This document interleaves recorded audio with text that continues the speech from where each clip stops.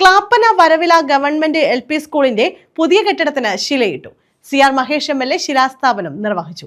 വിദ്യാഭ്യാസ വകുപ്പിന്റെ പ്ലാൻ ഫണ്ടിൽ നിന്ന് 1 കോടി രൂപ വിനിയോഗിച്ചാണ് കെട്ടിടം നിർമ്മിക്കുന്നത്. ക്ലാപ്പന ഗ്രാമപഞ്ചായത്തിലെ വരവിള ഗവൺമെന്റ് LP സ്കൂളിന്റെ പുതിയ കെട്ടിടത്തിനാണ് ശിലയിട്ടത്.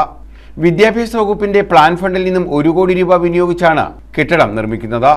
CR മഹേഷ് MLA ശിലാസ്ഥാപനം നിർവഹിച്ചു.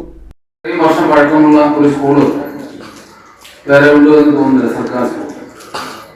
അപ്പോൾ ഇവിടെ നല്ല നിലയിലുള്ള വിദ്യാഭ്യാസമാണ് കൊടുക്കുന്നത്. നല്ല PTA കമ്മിറ്റിയാണ്, നല്ല അധ്യാപകരാണ്.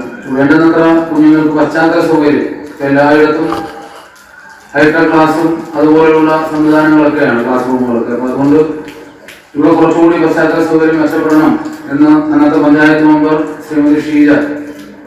ക്ലാപ്പന ഗ്രാമപഞ്ചായത്ത് പ്രസിഡന്റ് S. ശ്രീകല അധ്യക്ഷത വഹിച്ചു. വികസന standing committee chairperson Varavila Manesh സ്വാഗതം പറഞ്ഞു.